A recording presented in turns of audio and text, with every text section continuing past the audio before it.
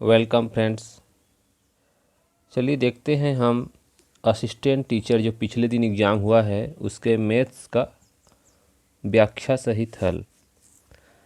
देखिए 81 number question है, यदि एक वर्ग की भुजा सभी भुजाओं में 25% की वृद्धि कर दी जाए तो उसके क्षेत्रफल में कितने परसेंट की वृद्धि होगी। तो चलिए हल करके देखते हैं। कोई वर्ग है जिसके भुजा में 25% वृद्धि कर दें। मान लो कोई वर्ग है इस तरह से, इसकी सभी भुजाएं हम यदि 100 मान लें, है ना, तो क्षेत्रफल का सूत्र क्या होता है, भुजा का वर्ग। तो 100 का वर्ग क्या होगा, 10,000 आ जाएगा। जब आप इसको हल करेंगे तो इस तरह से 10,000 आएगा।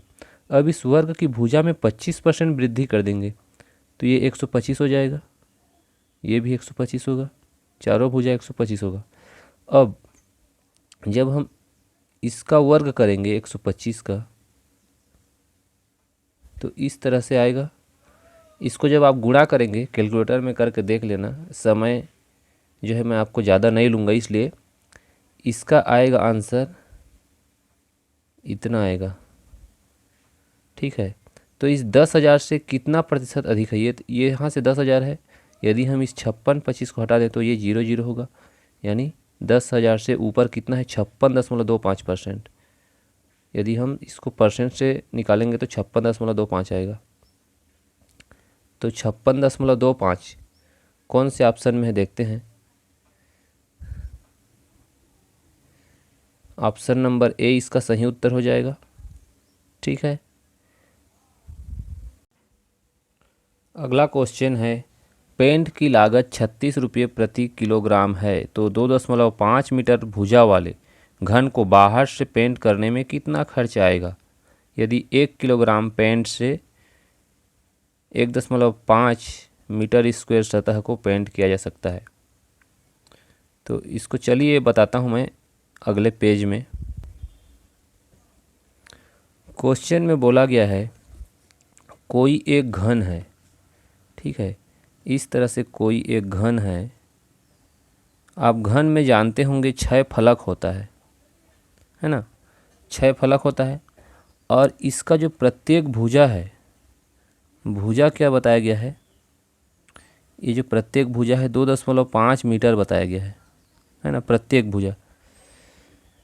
तो पहले हम एक फलक का देखते हैं। एक फलक में जो है 4 भुजा है और इसका क्षेत्रफल कितना होता है, तो 2.5 गुणा 2.5 करेंगे, है ना।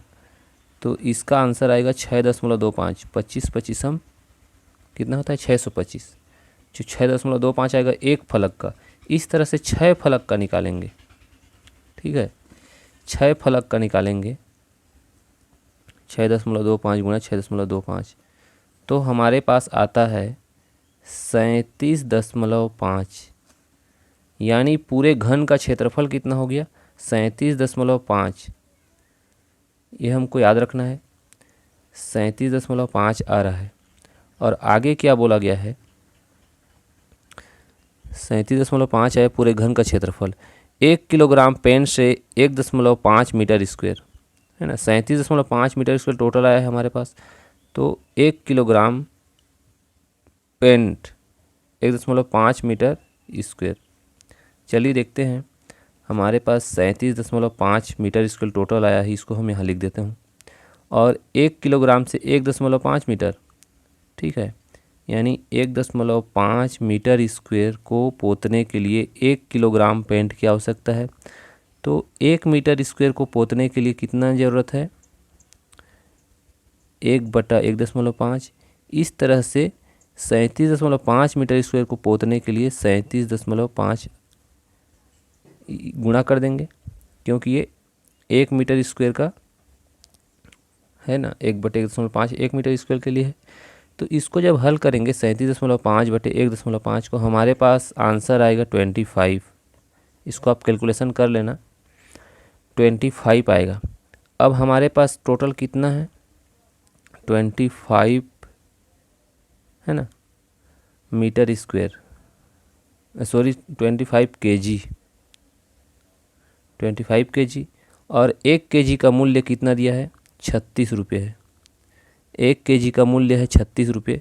तो 25 kg हमको पेंट चाहिए, तो 25 और 36 को गुणा करेंगे तो आएगा हमारे पास 900 रुपये।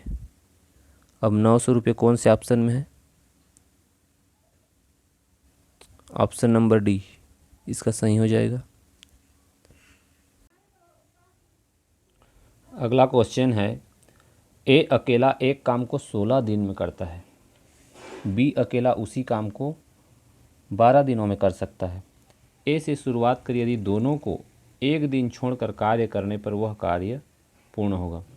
यानी पहला दिन ए काम करता है, दूसरा दिन बी काम करता है ना। उनकी कार्य क्षमता इतना है 16 और 12। चलिए इसको बनाते हैं। ए का क्षमता कितना है? ए जो है 16 दिन में पूरा कर सकता है और बी कितने दिन में? 12 दिन में पूरा कर सकता है। तो हम पहले काम की यूनिट देखते हैं, कितना काम है टोटल हमारे पास। तो इसके लिए इन दोनों का लघुत्तम निकालेंगे, तो दोनों का लघुत्तम आ जाएगा 48 और 16 से जब भाग देते हैं 48 को तो 3 आता है और 12 से जब भाग देते हैं तो 4 आता है। मतलब एक दिन की कार्य क्षमता है इनकी। ठीक है, ए का जो है 3 और बी का 4।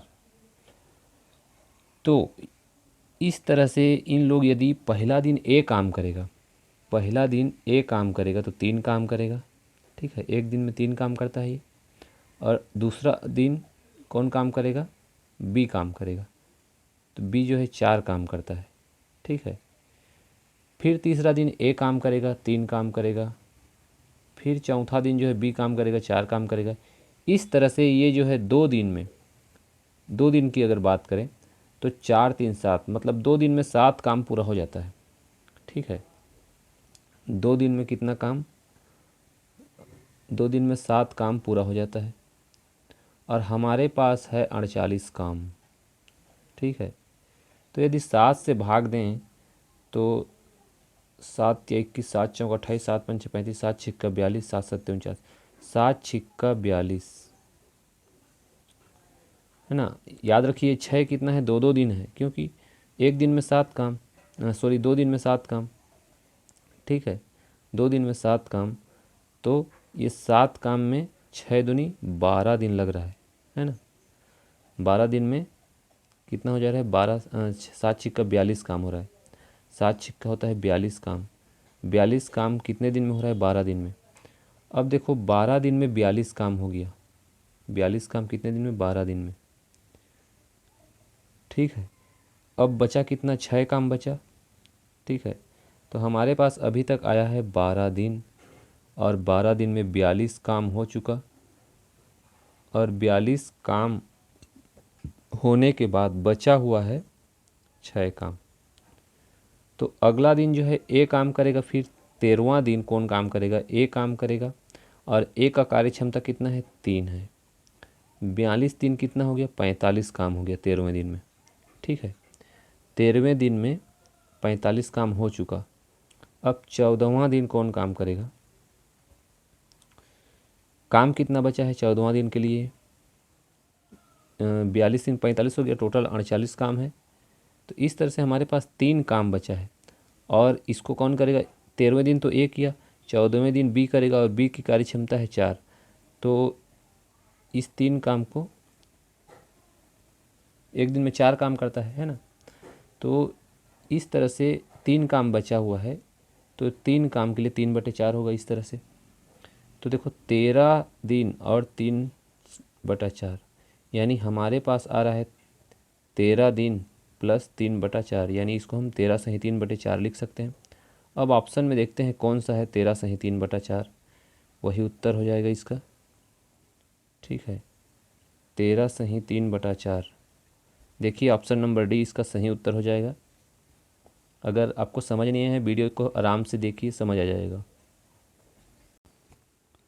अगला क्वेश्चन है हमारे पास, ए का मान दिया हुआ है 0.1039 और इसका हमको मान निकालना है। तो ये क्वेश्चन में थोड़ा सा गड़बड़ी है, प्रिंट मिस्टेक है। इसका ये होना चाहिए था 4a² माइनस 4a प्लस 1, ये वर्गमूल के अंदर, और जो प्लस 3a है ये बाहर रहेगा। तो इसको चलिए हम अगले पेज में हल करते हैं। हमारे पास जो है a का वैल्यू दिया हुआ है, a का वैल्यू क्या दिया है 0.1039, और क्वेश्चन है 4a² माइनस 4a प्लस 1 और प्लस 3a। ठीक है, अब इसको हम जब हल करेंगे तो क्या 4a² को हम 2a का होल स्क्वायर लिख सकते हैं। ठीक है, 2a का होल स्क्वायर माइनस 2.2a लिखेंगे और प्लस 1 लिखेंगे और प्लस 3a। ठीक है, उसके बाद क्या हम इसको a मान सकते हैं और इसको b मान सकते हैं। ठीक है, और ये 2 यहाँ पे 1 के गुणा करेंगे तो 1 को लिखने की ज़रूरत नहीं है, 2ab हो जाएगा, है ना। इस तरह से हमारे पास आ रहा है, ये यहाँ वर्ग है, इसको भी वर्ग कर सकते हैं तो ये भी वर्ग हो जाएगा। इस तरह से a वर्ग यहाँ पे प्लस होगा। ठीक है, a वर्ग प्लस b वर्ग माइनस 2ab। इसका मतलब क्या होता है a वर्ग इसका मतलब होता है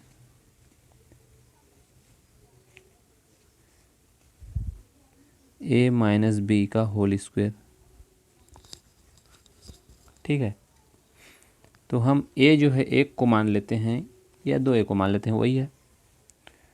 तो a जो है हम 1 को मानते हैं और b जो है माइनस 2a को मानते हैं, मतलब 2a को मानते हैं। इधर हो जाएगा प्लस 3a, तो ये अंडर रूट में होगा, है ना। तो हमने माना 1 वर्ग क्या हो जाएगा ये 1 माइनस 2a का होल स्क्वायर और इधर है प्लस 3a। ठीक है, और जब ये इस वर्ग को काटेंगे तो ये वर्गमूल हट जाएगा, तो हमारे पास बचेगा क्या 1 माइनस 2a बचेगा, और बाहर में हमारे पास पहले से है 3a। ठीक है, 3a में 2a जाएगा तो क्या बचेगा 1a बचेगा। इस तरह से हमारे पास बचा 1 प्लस a, और a का वैल्यू कितना दिया है 0.1039। जब इसमें हम 1 जोड़ देंगे तो क्या हो जाएगा हमारे पास 1.1039, ये हमारा उत्तर हो जाएगा। अब ये देखते हैं 1.1039 कौन से ऑप्शन में है। 1.1039 देखिए 1.1039 ऑप्शन नंबर सी में है, तो इसका सही उत्तर क्या हो जाएगा सी। अगला क्वेश्चन है, यदि दो संख्याओं का योग दिया है हमारे पास 55 है, तो मान लेते हैं वो दो संख्या क्या है a प्लस बी बराबर क्या मानेंगे 55। उनका महत्तम समापवर्तक और लघुत्तम समापवर्तक क्रमशः 5 और 120 हैं, तो उनके संख्याओं के व्युत्क्रम का योग। ठीक है, तो ये दिया हुआ है हमारे पास a प्लस बी बराबर 55। तो चलिए हम अगले पेज में इसको देखते हैं। हमारे पास दिया है a प्लस बी बराबर 55। ठीक है, और इनका लघुत्तम समापवर्तक 5 है, महत्तम समापवर्तक 5 है और लघुत्तम समापवर्तक 20 है। ये एलसीएम, ये एचसीएफ। ठीक है, तो आपको सूत्र पता होगा, पहली संख्या गुणित दूसरी संख्या बराबर पहली संख्या गुणित दूसरी संख्या बराबर दोनों का लघुत्तम गुणित दोनों का महत्तम समापवर्तक। ये सूत्र में मान रख देंगे तो हमको ए बी बराबर क्या प्राप्त हो जाता है, ए बी बराबर 12 पंचे 60, 600 प्राप्त हो जाएगा, और a प्लस बी बराबर 55 दिया है। ये दोनों मान हमको प्राप्त है। अब हमको बोला है इसके व्युत्क्रम का योग क्या होगा, 1/a धन 1/, बी, इनका योग क्या होगा। ठीक है, तो हमको दिया हुआ है, चलिए इसको मैं मिटा देता हूँ, यहीं पे इसको हल करते हैं।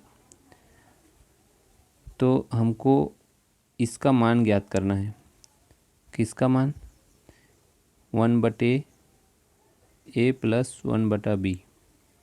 इसको जब हल करेंगे तो ये ऊपर में हो जाता है, जब इसको तिर्यक गुणा करते हैं तो a धन b बटे a प्लस बी होगा। तो a धन b का वैल्यू हमको पता है 55 है और ए बी का मान है 60। तो इस तरह से हम इसको 55/600 कर सकते हैं, सॉरी 600 है, 55/600। जब इसको हम हल करते हैं 55/600 को, तो 5×11 55 और 5×12 5×1 5, 5×2 10, 5×0 11/120, ये हमारे पास उत्तर आता है। अब देखते हैं 11/120 कौन से ऑप्शन में है। 11/120, देखिए ऑप्शन नंबर सी 11/120, ये इसका सही उत्तर हो जाएगा। अगला क्वेश्चन है 4% और 6% के लाभ पर एक वस्तु के विक्रय मूल्य के बीच का अंतर 3 रुपये है, विक्रय मूल्य का अनुपात है। तो यहाँ पे विक्रय मूल्य का अंतर ज़बरदस्ती दे दिया है, हमको पूछा है अनुपात, केवल पूछा है विक्रय मूल्य का। तो देखिए 4% और 6% लाभ पर बेच रहा है, कोई वस्तु है, यदि उसको 4% लाभ पर बेच रहा है तो 104 पर बेचेगा, क्योंकि किसी वस्तु का जो मूल्य है 100% होता है हमेशा, है ना। उसको 4% लाभ पर बेच रहा है तो 104 पर बेचेगा, और 6% लाभ पर बेच रहा है तो 106 पर बेचेगा। दोनों का अनुपात पूछा है, तो यदि हम इसको कटाते हैं, ये अनुपात कर दिए, तो जब कटाएंगे तो 2 पंछे 10 और 2 दूनी 4, 2 पंछे 10 और 2 तिया 6, इस तरह से 52/3 हो जाएगा। तो 52/3 ऑप्शन नंबर बी है। बहुत ही आसान क्वेश्चन था, इस तरह से इसका उत्तर हो जाएगा ऑप्शन नंबर बी। अगला है एक दिन में कितनी बार घड़ी की सुइयां समकोण पर होती हैं। 22, 24, 44, 48। तो इसका सही उत्तर है 44। एक दिन में यानी 12 घंटे में, है ना, 24 घंटे में 44 बार जो है घड़ी की सुइयां समकोण पर होती है। एक दिन बोला गया है, मतलब 24 घंटे को माना गया है, तो 24 घंटे में 44 बार ये समकोण पर होती हैं, तो इसलिए इसका उत्तर हो जाएगा ऑप्शन नंबर सी। ये आप गूगल पर सर्च करके देख सकते हैं, इसका कोई जो है हल नहीं है मेरे पास। अगला क्वेश्चन है यदि एक वर्ग के विकर्ण की लंबाई 20 है तो उसका परिमाप निश्चित होगा। तो वर्ग का परिमाप क्या होता है देखते हैं। मान लो कोई ये वर्ग है, इसका विकर्ण यानी इस कोने से इस कोने की लंबाई है 20 सेंटीमीटर, ठीक है, और चारों भुजा जो है समान होता है वर्ग का, ए मान लेते हैं इसको। तो वर्ग का परिमाप क्या होगा, इस चारों भुजाओं का योग, यानी इसको हम 4a बोल सकते हैं, ठीक है। तो हमको दिया है विकर्ण, तो ये जो है जानते हैं वर्ग में चारों जो है 90 डिग्री का होता है। चलिए दूसरे पेज में बताता हूँ। वर्ग का जो चारों भुजा होता है 90 डिग्री का होता है, इसका मान हमको दिया है 20, तो इसको हम कर्ण मान सकते हैं, ये आधार और ये ऊंचाई या लंबाई। तो कर्ण का वर्ग बराबर लंब का वर्ग धन आधार का वर्ग, ये सूत्र पता है। कर्ण का वर्ग दिया है हमको 20 का वर्ग कर सकते हैं इसको, और लंब का वर्ग इसको a मान सकते हैं, और आधार का वर्ग इसको भी a मान सकते हैं, क्योंकि वर्ग की सभी भुजाएं जो है बराबर होती हैं। इसको हम 2a वर्ग लिख सकते हैं, यानी हमारे पास आया है 2a वर्ग बराबर 20 का वर्ग, 20 का वर्ग यानी 400, 2a का वर्ग बराबर 400 हो गया। तो a वर्ग बराबर हो गया हमारे पास 400/2 यानी 200। 200 को हम लिख सकते हैं a बराबर 10^100, इसको हम √100 गुना 2 लिख सकते हैं, ठीक है। यानी a बराबर क्या हो जाएगा, 100 से जो है 10 बाहर आ जाएगा, 10^100 होता है, और अंडर रूट जो है 2 बढ़ जाएगा, इसलिए 10 वर्गमूल 2 आ गया a का मान। अब हमको जो है 4a का मान ज्ञात करना है। 4a उसका परिमाप है और a बराबर हमको पता है 10 वर्गमूल 2। तो 4a का मान हो जाएगा 4 इंटू क्या हो जाएगा ये 10√2, तो ये हो जाएगा 40 वर्गमूल 2। इस तरह से हम देखते हैं ऑप्शन कौन सा है 40 वर्गमूल 2। तो 40 वर्गमूल 2 ऑप्शन दिया है ऑप्शन नंबर सी, ये सही उत्तर हो जाएगा। अगला क्वेश्चन है, एक त्रिभुज की भुजाओं का अनुपात 1/2:1/3:1/4 तथा परिमाप 156 है, तो सबसे बड़ी भुजा की लंबाई। तो हम देखते हैं त्रिभुज का जो अनुपात है और परिमाप यानी उसकी तीनों भुजाओं का जो योग होता है उसको बोलते हैं। सबसे बड़ी भुजा की लंबाई क्या होगी? तो सबसे पहले हम ये जो 1:2:3 दिया है, यानी कि 1/2:1/3:1/4 दिया है, तो इन तीनों का हम यदि लघुत्तम निकालें 2, 3 और 4 का, 2, 3 और 4 का यदि लघुत्तम निकालें तो हमारे पास आएगा 12, है ना। तो पहले भुजा को हम मान सकते हैं 12/2, दूसरी भुजा को हम मान सकते हैं 12/3 और तीसरी भुजा को मान सकते हैं 12/4। यानी पहला भुजा हो जाएगा 2 छक्के 12 6 हो जाएगा, दूसरा भुजा हो जाएगा 3 चौक 12 और तीसरा भुजा हो जाएगा 4 तिया 12, यानी 6, 4 और 3 के अनुपात में हैं ये। ठीक है, सबसे बड़ी भुजा है 6x, बीच वाला है 4x और छोटा वाला है 3x, और इन तीनों का योग परिमाप यानी योग होता है। तो 6, 4, 10 और 3 13x बराबर कितना है 56 है, हमारे पास 156 है ना। 13x बराबर है हमारे पास 156। तो x बराबर क्या आ जाएगा 156/13 होगा और 13 12 156 होता है, यानी x का मान 12 आया और हमको भुजा मिला है 6, 4 और 3, हम लोगों ने अभी ज्ञात किया है। तो सबसे बड़ी भुजा की लंबाई 12 छक्के 72 है ना, 72 ऑप्शन नंबर सी में है, तो ये हो जाएगा इसका उत्तर। अगला क्वेश्चन दिया है, यदि x का 10% y के 20% के बराबर हो तो x और y का मान ज्ञात कीजिए। तो जैसा बोला गया है वैसी करना है हमको। बोला गया है x का 10% यानी x गुणा 10/100 बराबर कितना है y का 20% यानी y गुणा 20/100। ये 100 काट दीजिए, है ना। अब x/y का मान निकालना है इससे हमको। ठीक है, x के नीचे y को ले आइए इधर, तो ये हो जाएगा x/y हो जाएगा। जब बराबर के इस पास लाएंगे y को तो x/y हो जाएगा, और इस 10 को इधर ले जाएंगे तो 20/10 हो जाएगा। इस तरह से 0, 0 काट देंगे तो x/y का अनुपात आ गया 2:1। 2:1 ऑप्शन नंबर बी में है, तो इसका सही उत्तर हो जाएगा ऑप्शन नंबर बी। अगला है, दो घनों के आयतन का अनुपात 8:125 है, तो उनकी भुजा और सतह के क्षेत्रफल का अनुपात।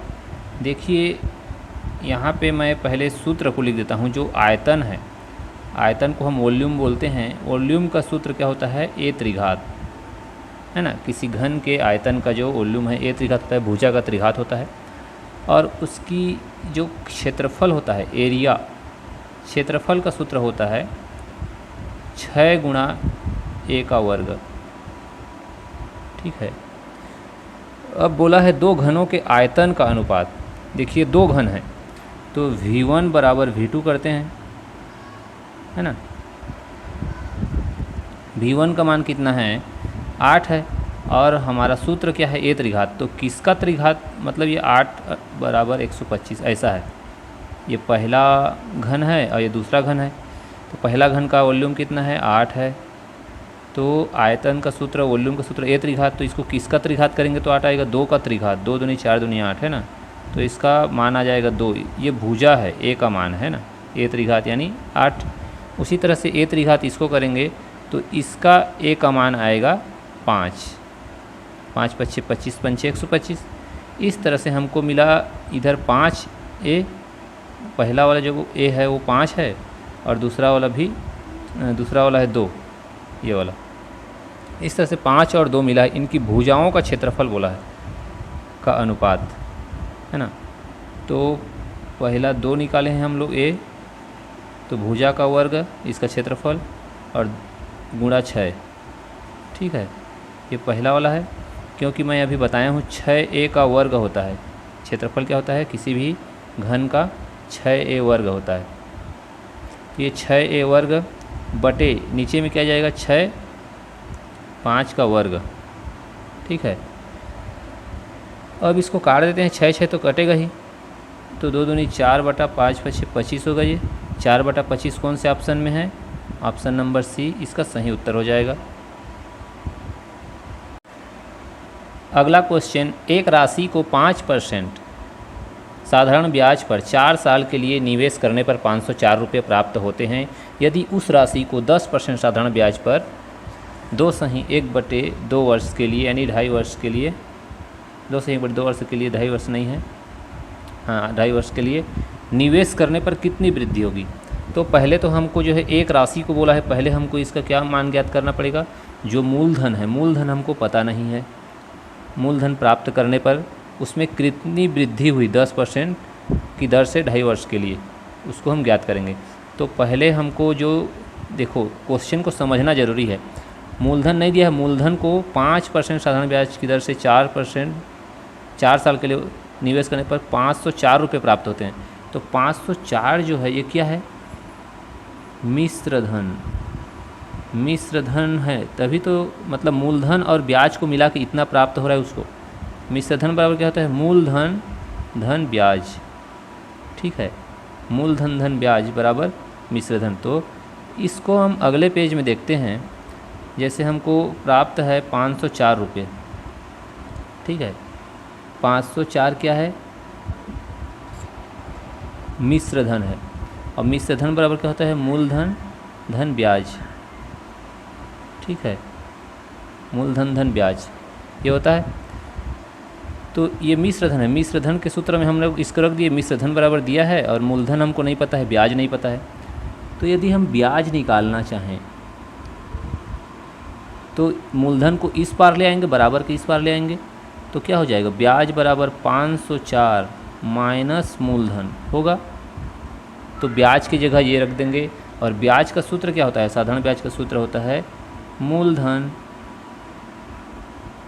गुणित दर गुणित समय बटा 100, ठीक है। अब हमको जो है ब्याज बराबर मिल गया है 504 ऋण मूलधन, तो ये हम मान रख देंगे 504 ऋण मूलधन, ये ब्याज का मान है, ठीक है। बराबर मूलधन हमको इधर पता नहीं है, और हमको जो है 5% ब्याज की दर से दिया है, 5% ब्याज की दर से 4 वर्ष के लिए बताया गया था, है ना। पहला लाइन में 504 रुपये प्राप्त होता है इस तरह से। तो ये 504 मिश्र धन है, और ब्याज हम लोग इसी के थ्रू निकाले हैं 504 माइनस मूलधन। अब हमको इससे मूलधन प्राप्त हो जाएगा, ठीक है। जब हम इसको घटाएंगे मतलब हल करेंगे तो 5 चौके 20 होगा, है ना, गुणा कर रहे हैं तो 20 हो रहा है, और 20 एकम 20, 20 पंचे 100, यानी मूलधन बटा 5 आया। यहाँ कितना आया, मूलधन बटा 5 आया रहा है। अब इस 5 को यदि इस पार ले आते हैं तो 504 से गुणा होगा ये, तो 504 से गुणा करेंगे तो आ जाएगा 5 पच्चीस 25, इस तरह से 2520 माइनस 5 मूलधन, है ना, इसके साथ ये गुणा में है, और इधर बचा क्या, मूलधन। इस 5 को तो इस पार ले गए हैं, तो मूलधन बराबर क्या हो गया, 2520 माइनस 5 मूलधन। अब इस 5 मूलधन को इस साइड ले जाते हैं, बराबर के इस पार ले जाएंगे, तो ये 5 मूलधन इसके साथ जुड़ जाएगा, एक मूलधन इधर है और 5 ये है, तो इधर ये माइनस में है, इधर जाके प्लस में हो जाएगा। इस तरह से 5 मूलधन जुड़ेगा तो ये हो जाएगा 6 मूलधन, ठीक है। 6 मूलधन बराबर हमको मिला 2520, 6 मूलधन बराबर मिला 2520। अब मूलधन बराबर क्या होगा, 2520 बटा 6। जब इसको हल करेंगे हम तो 6 का पहाड़ा पढ़िए, 6 चौक 24, बचा एक, 6 दूनी 12, 420 आएगा। हमारा मूलधन मिल गया 420।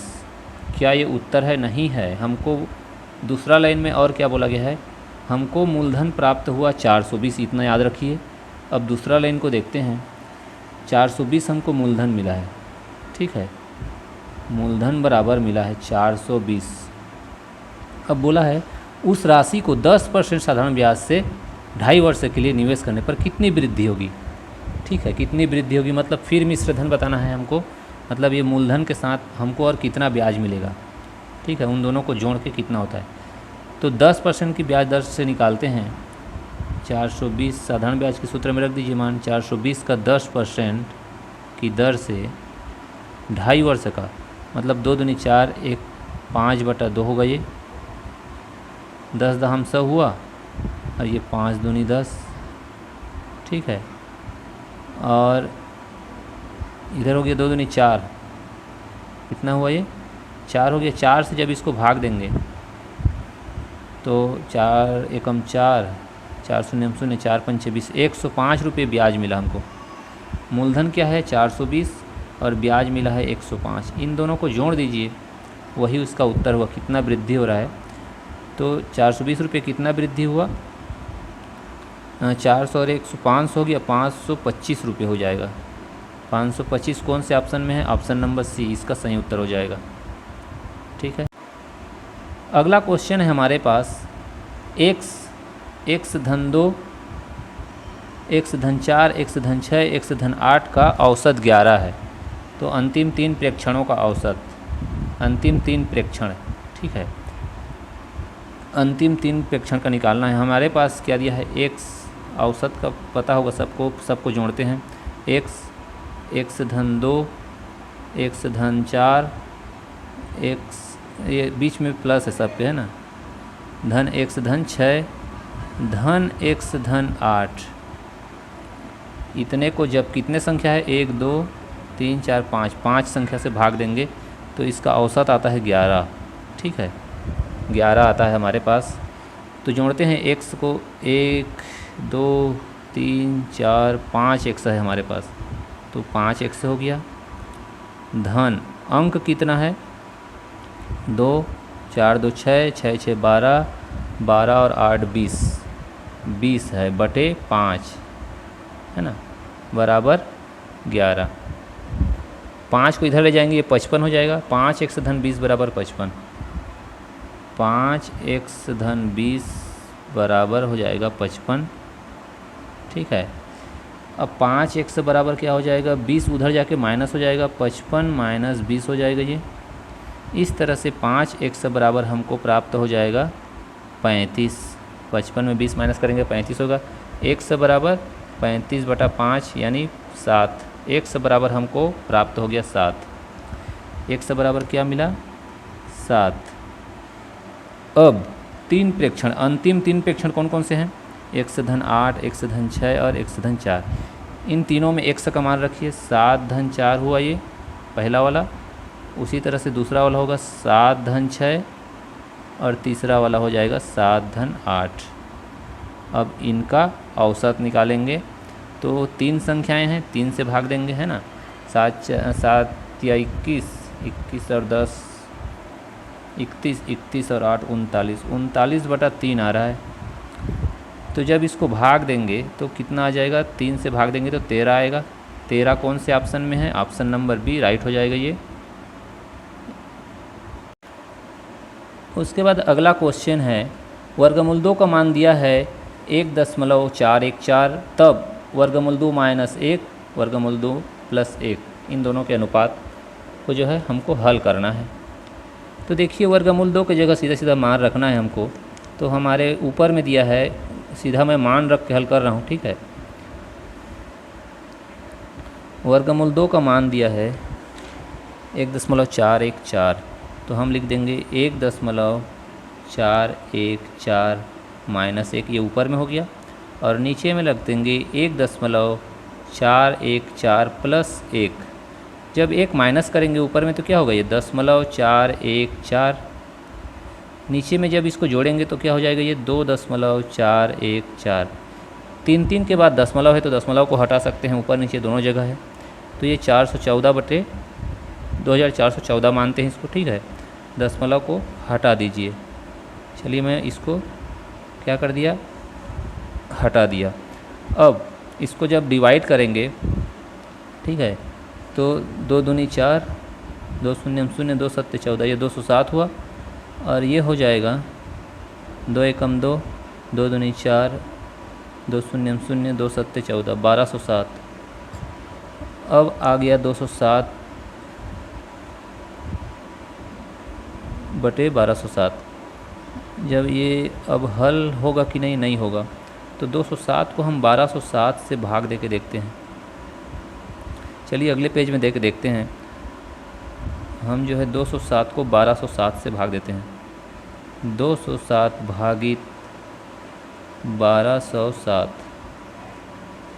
तो पहले तो दशमलव लगाएंगे क्योंकि भाग नहीं जाएगा, छोटा संख्या है तो यहाँ 0 लगेगा। 2070 हो गया, तो 12 एकम 1207, 1207 एकम 1207 हुआ ये। जब ये घटाएंगे तो यहाँ आएगा 3, यहाँ बच गया 6 और यहाँ आ जाएगा 8, फिर 0 लगेगा, ठीक है। 7 से इसको डिवाइड करके देखते हैं, 12 सत्ते 84 हो रहा है, तो 7 सत्ते 49, 7 दूनी 14 के 4 हासिल 1, 7 एकम 7, 1 8, यहाँ कितना आ गया 1, यहाँ हो गया 12, 12 में 4 गया 8, यहाँ हो गया 5 में 4 गया 181, ये फिर 12 एकम 12, मतलब 0.171 कुछ आ रहा है। तो अब देखते हैं इस तरह से ऑप्शन में कहाँ है 0.171 के करीब। 0.171 देखिए 0.172 है, मतलब यही है ऑप्शन। अक्सर दशमलव के 2 या 3 संख्या तक हम आंसर लेते हैं, तो आगे हल करने की ज़रूरत नहीं है, ए ऑप्शन इसका सही उत्तर है। अगला क्वेश्चन है 6 पेन का मूल्य 4 पेन के विक्रय मूल्य के बराबर है तो लाभ % ज्ञात कीजिए। मतलब देखिए पूछा गया है 6 पेन का मूल्य, पहले हम इन दोनों का लघुत्तम निकालेंगे तो 12 आएगा, ठीक है। तो हम 6 पेन का मूल्य यदि ज्ञात करें, मान लो 12 पेन खरीद, 6 पेनों का मूल्य 12 रुपये है, ठीक है। 6 पेन का मूल्य 12 रुपये है, तो एक पेन का मूल्य क्या हो जाएगा, ये 6 पेन का मूल्य 12 हुआ, तो एक पेन का मूल्य 12/6 यानी 2 रुपये, मतलब 2 क्रय है, ठीक है। इतने में खरीदे, 2 रुपया क्रय है। अब 4 पेन का मूल्य 12, मान लो 4 पेन का मूल्य 12 है, तो एक पेन का मूल्य कितना है, एक पेन का मूल्य 4 तिया, मतलब 3 रुपया विक्रय है, ठीक है। 2 रुपया में खरीद रहे हो, 3 रुपया में बेच रहे हो, सीधा सीधा जो है 1 रुपया लाभ कमा रहे हो आप।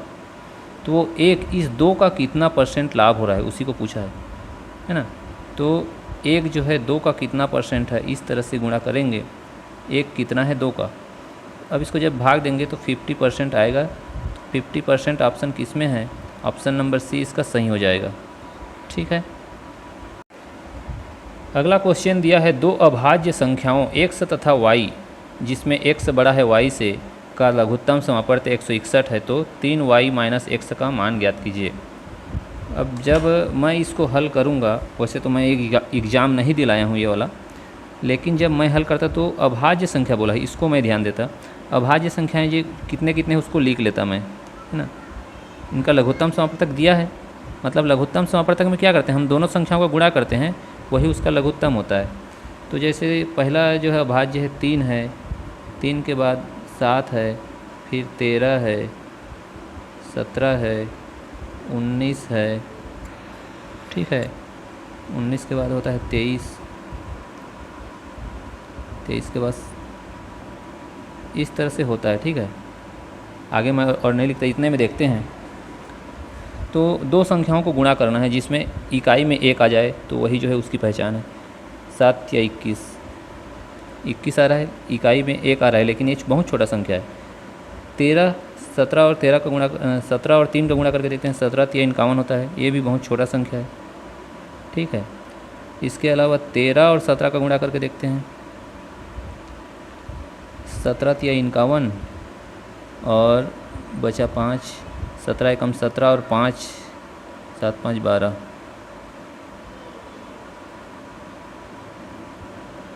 17 3 51, 17 एकम 17, 17 से 18 19 20 21 22, 221 हो रहा है।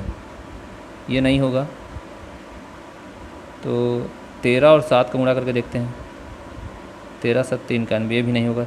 23 गुणा 7 करके देखते हैं। 23 गुणा 7, 7 या 21, 7 दूनी 14, 15 16, 161 आ गया। मतलब वो दो भाज्य संख्या कौन कौन सी हैं? 23 और 7 हैं, जिनका लघुत्तम कितना है? 161 है। अब देखो x से बड़ा है, x से क्या मानना है आपको? 23 को मानना है, और y कितना को मानना है? 7 को। x से 23 हो गया और y जो है 7 हो गया। अब इसमें मान रख दीजिए इन दोनों का। 3y बोला है तो 3 गुणा 7 करेंगे, माइनस x का मान हमको पता है 23। अब 7 या 21 माइनस 23, जब इसको हल करेंगे तो क्या आएगा? बड़ी संख्या में ऋण है तो ऋण 2 आ जाएगा। देखिए ऋण 2, ऑप्शन नंबर ए सही हो जाएगा। इस तरह से अगला क्वेश्चन है, यदि 3 पुरुष या 5 महिलाएं एक काम को 43 दिनों में पूरा करते हैं तो 5 पुरुष और 6 महिलाएं उसे कितने दिनों में पूरा करेंगे? बहुत ही ईजी सवाल है, लेकिन जो नहीं जानते उनके लिए बहुत कठिन हो जाता है ये। हमको जो दिया है यहाँ पे 3 पुरुष या बोला है 5 महिलाएं, मतलब 3 पुरुष बराबर 5 महिलाएं हैं। ठीक है, 3 पुरुष हैं और 5 महिलाएं हैं। ये जो है 43 दिनों में कर लेते हैं। 3 पुरुष 43 दिनों में काम को करते हैं या फिर 5 महिलाएं करते हैं। तो हमको जो है 1 पुरुष बराबर यहाँ से निकाल लीजिए। 1 पुरुष बराबर क्या हो जाएगा? 5/3 महिला हो जाएगा। ठीक है, मतलब पुरुष के जगह पे 1 पुरुष बराबर इतना रखना है। ठीक है, अब अगला लाइन बोला है 5 पुरुष और 6 महिलाएं उसे कितने दिनों में? तो इस 5 पुरुष को हम महिला में बदल सकते हैं। 1 पुरुष बराबर हमको 5/3 महिला मिला है, तो 5 पुरुष बराबर क्या मिलेगा? 5/3 गुणा 5 महिला प्लस ये 6 महिला, दोनों मिल के अब कितने दिनों में पूरा करेंगे, है ना? पहले तो 43 दिनों में कर रहे थे, एक काम को 43 दिन में कर रहे थे। तो अब देखते हैं इसको हल करके, तो 5 × 5 = 25 हो जाएगा। ये वाला 25/3 प्लस 6, 6 या 18, ये 6 या 18 होगा और 25 से जोड़ देंगे /3। 18 और 25 की बात करें तो ये हो जाएगा 25 और 18 20 10 30 10 40 3 43/3। हमारे पास मिला 43/3। ठीक है, 43/3 मिला है। अब हमको जो है इसको सूत्र में मान रखना है। एक सूत्र होता है इसका, वर्क 1 D1 बराबर वर्क 2 D2। ठीक है, ये जो है पुरुष और महिलाओं का योग है। ठीक है, इतना पुरुष या इतना महिलाएं हैं दूसरे लाइन में हमको मिला है, तो इतने व्यक्ति इसको जो है कितने दिन में पूरा करेंगे? तो W1 ये वर्क 1 है और ये D1 मतलब डे 1 मतलब, तो W1 क्या दिया है हमको? कार्य 43 दिया है, 43 दिन दिया है हमको। ठीक है, और इधर का हम केवल महिला को लेते हैं, है ना? 5 महिलाएं 43 दिन में कर रही हैं ना पहला लाइन में, और इधर कितना महिलाएं हुई? 43/3 महिला हुई। अब ये कितने दिन में करते हैं देखते हैं। ये है हमारा इक्वेशन। ठीक है, W1 के लिए 5, क्योंकि हमारा जो वर्क कर रही काम 5 महिला हैं, और कितने दिन में? 43 दिन में, इसलिए D1 बराबर 43 रखे। उसी तरह से W2 हमको अभी मिला है 43/2, 43/2 महिलाएँ हैं, तो सॉरी 43/3 महिलाएँ हैं। हम लोग पुरुष को महिला में बदल दिए, और कितना दिन में करते हैं उसके लिए क्वेश्चन मार्क। अब इसको हल करते हैं। 5/43 बराबर 43/3 गुणा क्वेश्चन मार्क। ऐसा है हमारे पास 5 × 43 बराबर 43/3 गुणा क्वेश्चन मार्क। जब इस 3 को इस पार ले आएंगे तो ये क्या हो जाएगा? 5 × 43 × 3 बराबर 43 गुणा क्वेश्चन मार्क। मतलब ये D2 है, ठीक है, D2 है, क्वेश्चन मार्क कितने दिन में पूरा करते हैं। जैसे दोनों तरफ गुणा में रहता है तो इसको हम काट सकते हैं। ये 43 कट गया, 5 दिया, कितना हो गया 15। D2 बराबर क्या मिला 15। अब ऑप्शन में देखते हैं 15 कहाँ पे है। 15 देखिए ऑप्शन नंबर सी, ये इसका सही आंसर हो जाएगा। अब अगला क्वेश्चन है 16 वर्ष में कितनी प्रतिशत वार्षिक दर से कोई धनराशि दोगुनी हो जाएगी। देखिए जो दोगुनी बोल रहा है ये आपको याद रखना है। ये क्या है, दोगुनी हो जाएगी मतलब उसमें मूलधन भी जुड़ा हुआ है, मूलधन प्लस ब्याज बराबर मिश्रधन है ये, है ना। मान लो कोई राशि है 100 रुपया, 16 वर्ष में कितना % हमको दिया नहीं है ना, क्वेश्चन मार्क है। ये सूत्र हो गया साधारण ब्याज का। दोगुनी हो जाएगी मतलब उसको 100 रुपये धन लिए हैं हम, तो 100 रुपये ब्याज मिलेगा, तभी तो 200 रुपये होगा, तभी तो दोगुना हो रहा है। इसलिए ब्याज को हम 100 मानेंगे और मूलधन को भी 100 मानेंगे। मूलधन और ब्याज मिला के मिश्रधन होता है, मिश्रधन 200, और इस 100 का जो है दोगुना यही है ना। तो दोगुना पूछा है, दोगुना हो जाता है, इसलिए हमको जो है ब्याज को 100 मानना पड़ेगा, तभी तो दोगुना होगा इस मिश्रधन मूलधन का। तो देखते हैं, हमको दर निकालना है। अब सब पता हो गया, 100 कट गया, 16 को इस पार लाएंगे तो नीचे में आएगा इसके, है ना। अब 16 को जब डिवाइड करेंगे, 2 अट्ठे 16, 2 पंचे 10, 2 शून्य 0, फिर कटाएंगे 2 चौके 8 और 2 दूनी 4, 2 पंचे 10, 25/4 आया है। इसको जब डिवाइड करेंगे, 4 पंचे 20, 4 छक्के 24, बच गया ऊपर में 1 नीचे में 4, 6 सही 1/4 कौन सा ऑप्शन है, ऑप्शन नंबर बी सही हो जाएगा। अगला क्वेश्चन है 110 मीटर लंबी रेलगाड़ी 72 किलोमीटर प्रति घंटा से, है ना। मान लो कोई रेलगाड़ी है, ये है मान लो रेलगाड़ी, ठीक है। इसकी लंबाई कितनी है 110 मीटर, 72 किलोमीटर प्रति घंटा की चाल से चल रहा है और 132 मीटर लंबे पुल।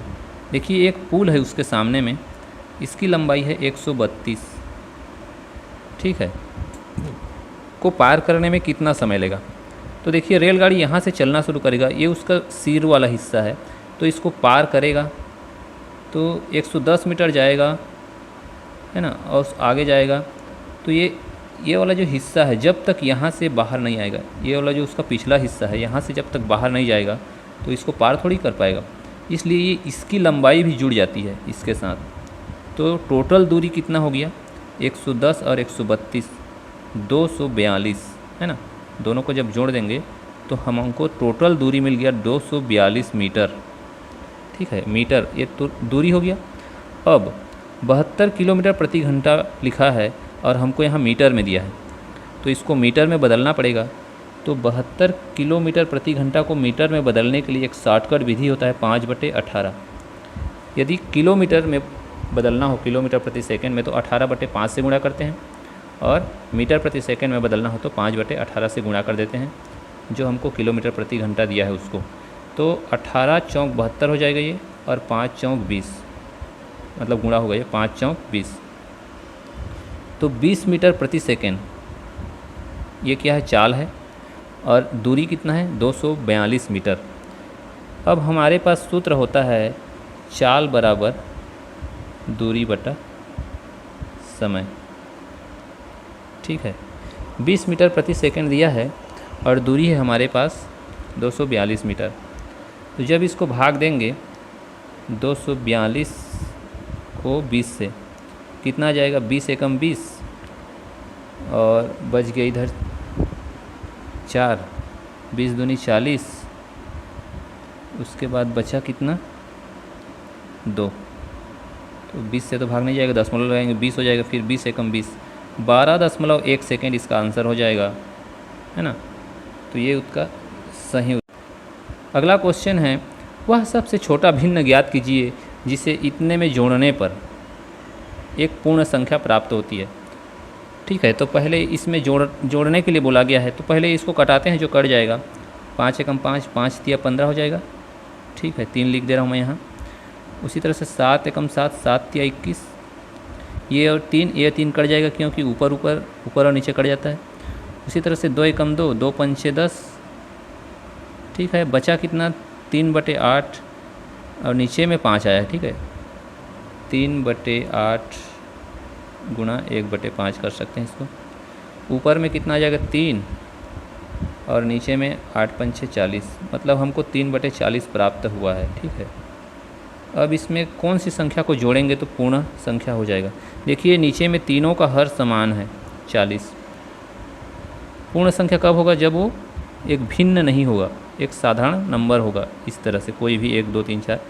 तो देखिए ऊपर में 23 है, तो आपको पता होगा इस तरह से जब हल करते हैं भिन्नों को तो नीचे का जो हर होता है समान होता है, तो नीचे को 40 ही कर देंगे, समान होता है, तो ऊपर को जोड़ देंगे 23 और 3 कितना हो जाएगा 26। तो क्या ये जब इसको कटाते हैं, ठीक है, 2 तेरम 26 और ये 2 बीसम 40, 13/20, मतलब ये भिन्न ही आ रहा है। तो हमको ऐसे संख्या लाना है जो इस 3 में जोड़ेंगे, क्योंकि हमको तो 3/40 प्राप्त हुआ है इसमें से, तो इस 3 में क्या जोड़ेंगे कि ऊपर में भी नीचे की तरह संख्या आ जाएगा। तो देखिए इसको 37 है, ये ऑप्शन नंबर सी को देखिए, 37 में 3 जोड़ देंगे तो 40 हो जाएगा। नीचे में भी 40 है, इस तरह से 40/40 होगा, यानी 1 होगा। तो यही एक पूर्ण संख्या बन रहा है। तो ऑप्शन नंबर सी इसका सही हो जाएगा, 37/40। अगला क्वेश्चन है, एक व्यक्ति ने 8 संतरे 34 रुपये की दरों से संतरों को खरीदा और 12 संतरे 57 रुपये की दर से बेच दिया। 45 रुपये का लाभ कमाने के लिए कितने संतरे बेचने होंगे।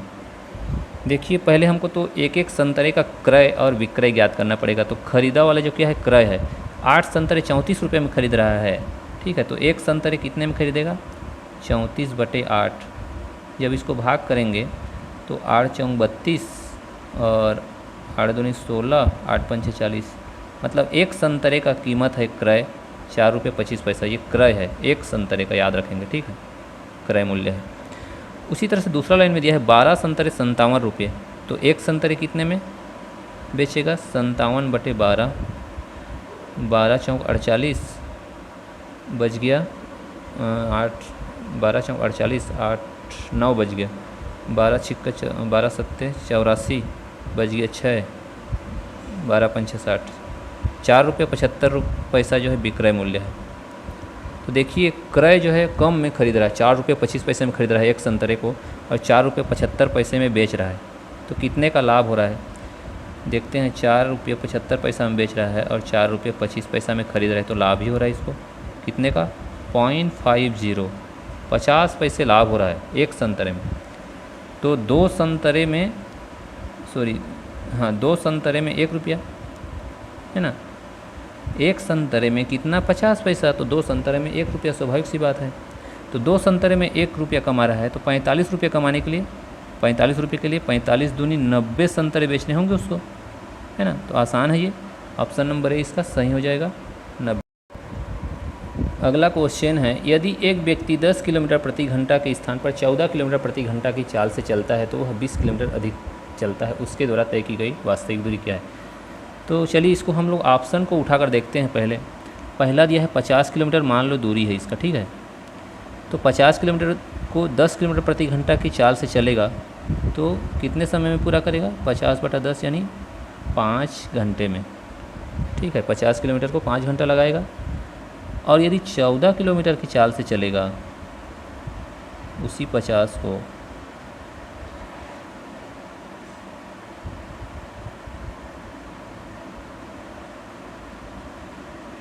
हाँ 10 किलोमीटर की चाल से चला, 10 पंचे 50 है ना, हमको समय मिल गया 5। अब जो है 5 घंटे में 14 किलोमीटर प्रति घंटा की रफ्तार से 14 पंचे 70 किलोमीटर जाएगा ये, ठीक है, 5 घंटे में। तो देखिए पहला जो है 50 किलोमीटर और दूसरा जो है 70 किलोमीटर, तो उसके द्वारा तय की गई वास्तविक दूरी क्या है, 50 किलोमीटर होगा, है ना। 10 घंटे में वो 50 किलोमीटर दूरी तय कर रहा है। यदि 14 किलोमीटर प्रति घंटा की चाल से चलता तो 20 किलोमीटर अधिक आता, 70 किलोमीटर चलता, तो वास्तविक दूरी क्या हो गया 50 किलोमीटर।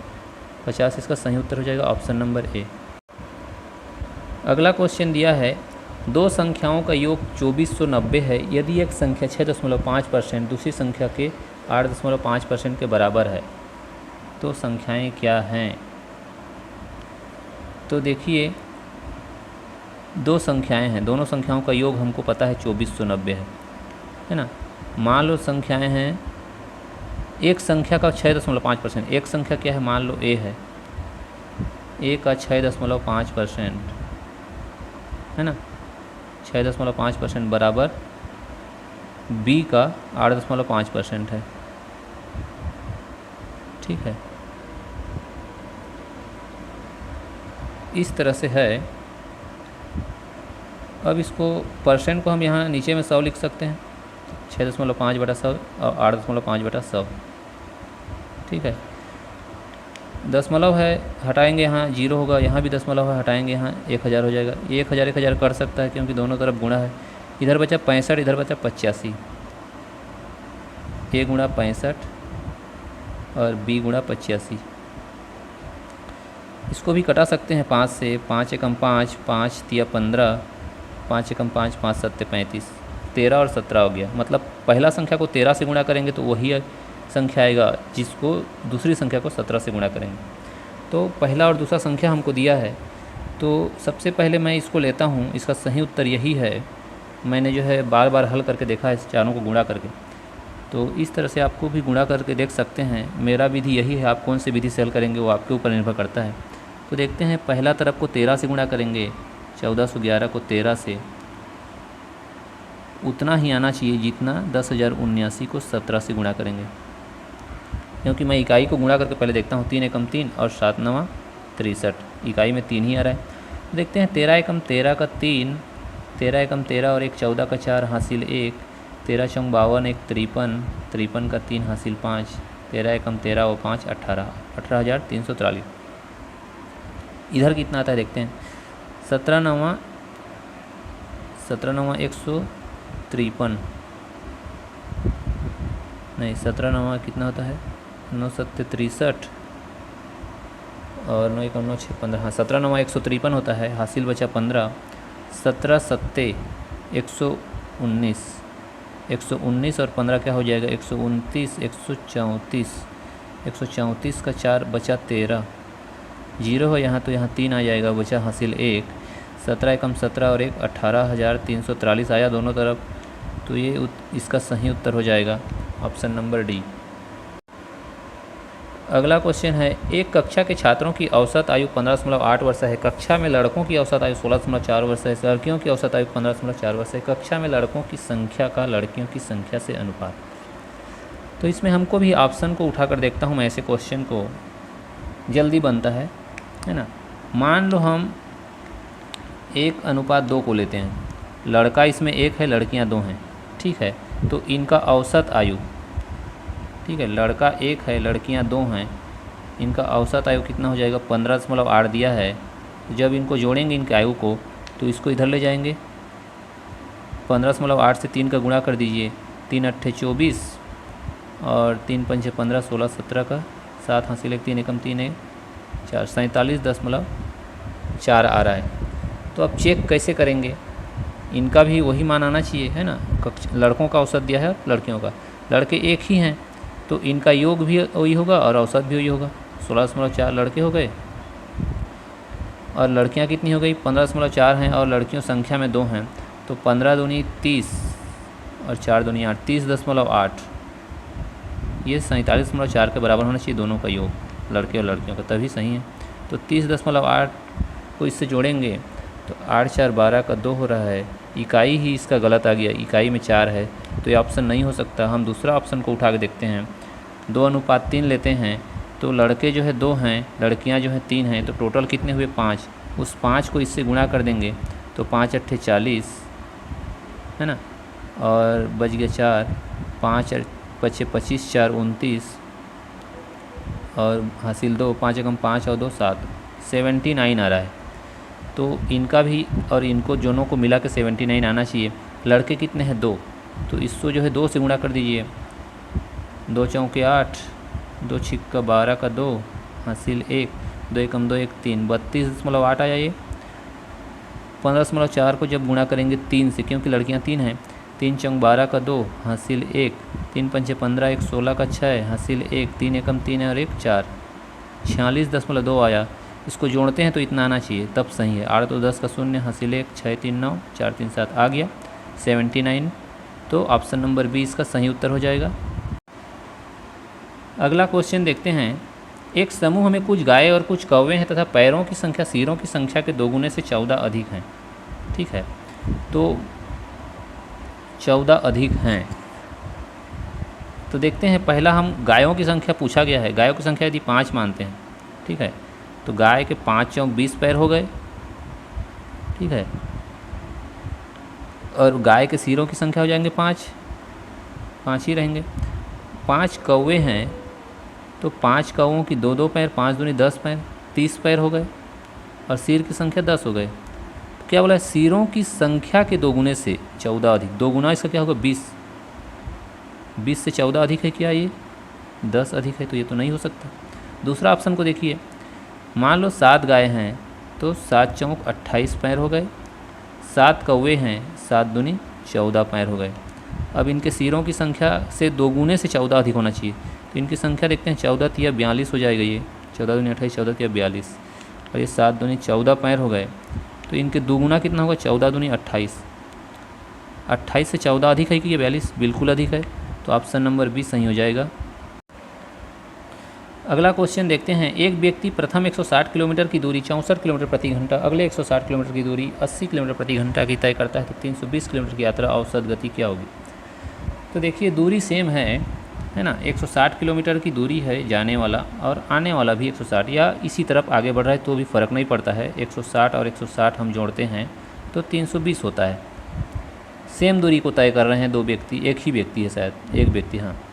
पहले जो है 64 किलोमीटर प्रति घंटा की चाल से, और दूसरा जो है 80 किलोमीटर प्रति घंटा की चाल से, है ना। ये पहला चाल ए और दूसरा चाल बी। इसके लिए एक फार्मूला होता है औसत चाल के लिए। औसत चाल के लिए होता है 2AB बटे A प्लस B। इसमें मान रख दीजिए, आ जाएगा, तो 2AB, 2A कितना हो जाएगा, A बराबर दिया है 64 और B बराबर दिया है 80, 2AB A हो गया, बटे A प्लस B यानी 64 प्लस 80 हो जाएगा। अब देखते हैं इसको हल करके, 64 और 80 को जोड़ देंगे तो क्या हो जाएगा, 8 6 14, 144, और ऊपर में इतना ही आएगा, तो इसको मैं नहीं लिख रहा हूँ, इसको कटा देते हैं। ठीक है, 2 एकम 2, 2 दूनी 2 सत्ते 14, 2 दूनी 4, 72 हो गया। ठीक है, उसके बाद जो है 8 निया 72, 8 दहम 80। ठीक है, ये हो गया 640 बटा 9। ऊपर में 640 हो जाएगा, गुणा करेंगे, नीचे में 9 आ जाएगा, 640 बटा 9। 9 से भाग दीजिए, 9 छिक्का 9 पंचे 45, 9 छिक्का 54, 9 सत्ते 63, बच गया 1, 9 एकम 9, बच गया 1, 9 एकम 9, 71.11 आएगा। मतलब ऑप्शन नंबर सी इसका सही उत्तर हो जाएगा। ठीक है, इस तरह से औसत चाल निकाल। अगला क्वेश्चन, अवरोही क्रम में जमाइए, भिन्न दिया गया है, तो हम इसके अंश को बराबर करते हैं या गुणा करके देखते हैं। गुणा करने की एक विधि होती है। पहले हम इन दोनों संख्याओं को देखेंगे कौन बड़ा है। बड़ा है कैसे जानेंगे, 11 पंचे 55, गुणा कर दीजिए, 11 पंचे 55 हो रहा है ये, है ना, और ये हो रहा है 9 सत्ते 63। तो जिसका अंश बड़ा होता है वही संख्या बड़ा होता है। तो अंश बड़ा किसका हो गया, 7/11 बड़ा हो गया। अब इस 7/11 को जान ली, इससे बड़ा है। 7/11 की तुलना इससे कीजिए 15/8 से, 15 सत्ते 105 हो रहा है, और 11 अट्ठे 88, मतलब ये भी छोटा हो रहा है, ये भी छोटा हो रहा है किससे, 7/11 से। अब इस 7/11 की तुलना 11/17 से करेंगे, 17 सत्ते 119 और 11 में 121। अब बड़ा कौन हो गया, 11/17, क्योंकि इसका अंश जो है बड़ा आया। तो इसको पहले रखेंगे, इसको दूसरे नंबर पर रखेंगे। देखते हैं 11/17 पहला आएगा, इन दोनों में है, और 7/11 उसके बाद। ठीक है, अब इन दोनों को हम निकाल लिए, सी और डी में है पहला और दूसरा ऑप्शन। अब देखते हैं इन दोनों की तुलना करके, 15 पच्चे 75 और 9 अट्ठे 72, कौन बड़ा हुआ, 5/9। 5/9 पहले किस में है, इसमें है, तो ऑप्शन नंबर डी इसका सही उत्तर हो जाएगा। अगला क्वेश्चन है 0.008 इंटू 0.01 इंटू 0.0072 बटा 0.12 इंटू 0.0004।